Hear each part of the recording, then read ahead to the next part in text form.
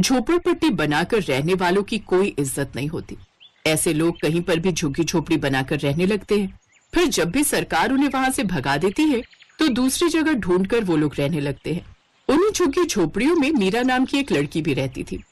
अम्मा, वो देखो ट्रेन जा रही है। ट्रेन जा रही है तो मैं क्या करूं? हम लोग भीख मांगकर अपना जीवन यापन करते हैं। ट्रेन में बैठने का सपना भी मत देखना। ट्रेन में बैठने में कौन सी बड़ी बात है अम्मा? झुग्गी झोपड़ी में रहने वाले बहुत सारे लोग ट्रेन में बैठकर इधर से उधर जाते रहते हैं। वो सब बिना टिकट लिए ही ट्रेन के डिब्बों में घुस जाते हैं। हम लोग कोई भी ऐसा काम नहीं करेंगे जिसमें हम लोग फंसे। भीख मांगकर गुजारा जरूर करते हैं, लेकिन जेल में जिंदगी बिताने से तो बेहतर ही है। उन लोगों ने जहाँ पर अपनी झुग्गी झोपड़ी बना रखी थी वहीं से ट्रेन भी गुजरती थी। उसी रेल की पटरी पर सुबह सुबह वो लोग शौच करने भी जाते थे। वहीं दूसरी तरफ वहां से थोड़ी दूर पर रेलवे की पटरी के पास कुछ झुग्गी झोपड़ी और भी बनी थी, जिसमें पप्पू नाम का एक लड़का रहता था। पप्पा इधर आओ, एक बात बताऊं। क्या बताओगे तुम? यही ना कि आज तुझे भीख में कुछ नहीं मिला? अरे नहीं पप्पा, भीख मांग मांग के हमने बहुत पैसे इकट्ठे कर लिए हैं, तो हमारी शादी काहे नहीं कर देते? फालतू में शादी में पैसा खर्च करके क्या फायदा, बता। पप्पू को शादी के कीड़े बहुत ज्यादा ही काट रहे थे। वो हर रोज रेल की पटरी पर ही शौच करने बहुत दूर तक निकल जाता था। एक दिन उसके पिता उसके पीछे पीछे चले गए, ये जानने के लिए कि आखिर इतनी दूर ये क्यों चला जाता है। तो उसने देखा कि वो हर रोज इस मीरा से मिलता था। उसने देखा कि उसका बेटा पप्पू मीरा से बातें कर रहा है। मीरा, इससे पहले कि हमारी झोपड़ियां यहाँ से हटा दी जाएं और तुम कहीं और चली जाओ, मैं तुमसे शादी कर लेना चाहता हूँ। आखिर कब तक हम दोनों हगने के बहाने एक दूसरे से मिलते रहेंगे? अरे तो इंतजार किस बात का कर रहे हो पप्पू? जो करना है तुम्हें ही करना है। तुम मेरे परिवार से बात कर लो और शादी कर लेते हैं। पप्पू जैसे ही वापस आने के लिए मुड़ा, वैसे उसका पिता भी वहाँ से भाग गया और भागकर सीधा अपनी झोपड़ी में आकर बैठ गया। पप्पू, अब मुझे समझ आ गया है कि तू मुझसे शादी के लिए रोज रोज क्यों कहा करता है। इतनी दूर तू सुबह हगने के लिए नहीं जाता था, बल्कि अपनी होने वाली बीबी से मिलने जाता था, है कि नहीं? अरे बप्पा, तुम तो बिल्कुल अंतर्यामी निकले।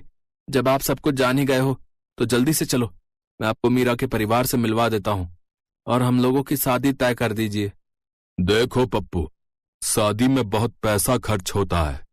हम लोग भिखारी हैं और जिस लड़की से तू शादी करना चाहता है ना, वो भी भिखारी ही है। अरे कैसे होगी शादी, बता। वैसे ही जैसे आपने शादी की थी। शादी के समय आप भी कहीं के महाराजा नहीं थे, हैं? आपकी हालत भी उस समय यही थी। वैसे टेंशन ना लो, शादी में ज्यादा खर्चा नहीं करेंगे, जुगाड़ से हम लोग शादी कर लेंगे। बारिश की वजह से उसकी झोपड़ी से पानी टपकने लगा। इस टपकती हुई झोपड़ी में अपनी बीवी को रखोगे?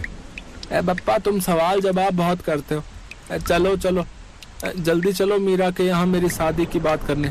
पप्पू अपने पिता के साथ मीरा के घर गया और दोनों की शादी की बात तय कर दी। ठीक अगले ही दिन, मीरा, आज हमारी सुहाग रात है। तुम इस तरीके से शर्माती रहोगी तो कैसे चलेगा, बताओ। शर्म तो हर लड़की का गहना होता है मेरे पप्पू। बाहर देखो कितनी जोर से बिजली कड़क रही है, बारिश भी बहुत तेज हो रही है। इस झोपड़ी में कितने सारे छेद हैं, देखो ना, सारा पानी अंदर आता जा रहा है। बरसात के मौसम की वजह से हर रोज झमाझम बारिश होती थी। कपड़ों की बनी झुग्गी झोपड़ी पानी से लबालब भर गई। सारा पानी अंदर भर गया और कुछ ही देर में वो झोपड़ी टूटकर पानी में बहकर चली गई। अब वो दोनों काली रात में खुले आसमान के नीचे थे। बारिश भी बहुत तेज हो रही थी। अरे बप्पा कहाँ चले गए? कहीं बारिश में बह तो नहीं गए? तभी उसका पिता भागते हुए उन दोनों के पास आया और बोला, अरे बेटा पप्पू, हमारी झोपड़ी कहाँ गई? ससुर जी, हमारी झोपड़ी बारिश में बह गई। हमारे पास ना तो कोई तिरपाल है और ना ही मजबूत कपड़ा जिससे हम दोबारा झोपड़ी बना सके, और वैसे भी इतनी तेज तूफान आया है, कैसे होगा ये सब? अरे बातें मत करो, देखो बिजली कितनी तेज कड़क रही है। ठंड की वजह से तुम्हें बुखार आ जाएगा। तभी पप्पू के पिता की नजर ट्रेन के एक डिब्बे पर पड़ी जो काफी दिनों से बंद पड़ा था। पप्पू, वो देखो, वो ट्रेन का डिब्बा कई सालों से ऐसे ही बंद पड़ा है, फालतू में बेकार पड़ा है। चलो जल्दी से उस डिब्बे के अंदर चलते हैं, कम से कम इस बारिश से तो राहत मिल जाएगी। हाँ ससुर जी, ये आपने बिल्कुल सही कहा। हम लोग बचपन में इन्हीं ट्रेन के डिब्बों में छुपकर खेला करते थे, कभी कभी तो सो भी जाया करते थे। चलिए जल्दी चलिए, इस बारिश की वजह से तो हमारी सुहाग रात भी अधूरी रह गई। अरे मीरा, कम से कम अपने ससुर जी के सामने ऐसी बातें मत करो। इतनी तेज बारिश में मुझे कुछ भी समझ में नहीं आ रहा है कि कौन ससुर है कौन पति। जल्दी चलो। वो लोग उसी रात में उस ट्रेन के खाली पड़े डिब्बे में चले गए। वहाँ पर उन्हें थोड़ी राहत मिली क्योंकि लोहे का पूरा डिब्बा था जिससे पानी अंदर आने का सवाल ही पैदा नहीं होता। तुम लोगों ने अपना सामान तो उठा लिया था ना? हाँ पापा, हम सारा सामान ले आए हैं। आप चिंता ना करो, आपका सामान भी हम लोग उठा लाए हैं। पर झोपड़ी हमारी बह गई, बाकी सामान हमने बचा लिया। ठीक है, तुम लोग इसी डिब्बे में आराम करो, मैं दूसरे डिब्बे में जाता हूँ। पप्पू का पिता दूसरे के डिब्बे में जाकर अपने कपड़ों को बिछाकर वहीं सो गया। अगली सुबह भी बारिश बंद नहीं हुई। तब मीरा ने कहा, देखो पप्पू, हम लोग जिस तरह से झोपड़ी बनाकर रहते थे उसका भी कोई सहारा नहीं था।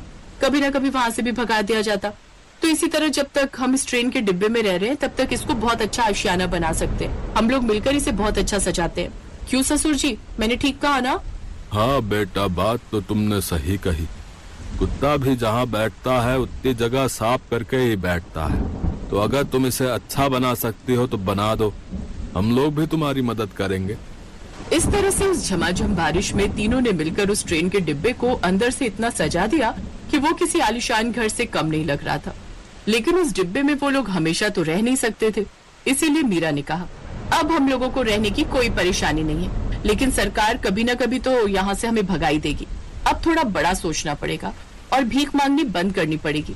हम लोग मिलकर कहीं मेहनत मजदूरी करते हैं और कहीं छोटी सी जगह लेकर अपना खुद का आशियाना बनाते हैं, वरना कब तक इधर उधर भटकते रहेंगे। ससुर जी को भी कितनी तकलीफ होती है, उनके बारे में तो सोचो। अब मीरा और पप्पू भीख मांगना छोड़कर मजदूरी करने लगे। उन्होंने अपने पिता को काम करने के लिए और भीख मांगने से मना कर दिया। 6 महीने तक वो लोग उसी ट्रेन के घर में रहे और कुछ पैसे इकट्ठा करके उन्होंने छोटा सा खेत खरीद लिया, क्योंकि खेत की जमीन सस्ती मिलती थी। लेकिन अगले दिन वहाँ पर सरकार के कुछ लोग आए और उस ट्रेन के घर से उन्हें भगा दिया। पप्पा, तुम चिंता मत करो, मीरा की वजह से ही हमें कुछ बड़ा सोचने का मौका मिला। वो ट्रेन का घर तो अब हमारा घर नहीं रहा, लेकिन जो खेत हमने खरीदा था वहाँ पर झोपड़ी बनाकर रहते हैं। फिर धीरे धीरे हम लोग पैसे कमाकर वहाँ घर भी बना लेंगे। पप्पू ने उसी खेत में झोपड़ी बना ली और वहीं रहने लगे। 6 महीने फिर से काम करके उन लोगों ने धीरे धीरे अपना भी एक छोटा सा घर बना लिया। अपना घर बनाने के बाद पप्पू वही पुरानी झुग्गी झोपड़ी वाले इलाके में आया और सभी को सीख दी कि हमेशा भीख नहीं मांगनी। मैं भी तुम लोगों की तरह भिखारी ही था। तुम सभी लोगों ने मेरी शादी में प्लास्टिक के ड्रम बजाकर हमारी शादी कराई थी। मेरा भी कर्तव्य बनता है ना कि तुम लोगों को अच्छी सीख दूं। कल से तुम लोग भी मेरे साथ मजदूरी करने चलोगे। सब लोग अपना अपना घर बनाओ। तुम लोग कब तक इधर उधर भटकते रहोगे भाई? और इस तरह धीरे धीरे उन सभी भिखारियों की जिंदगी भी बदल गई।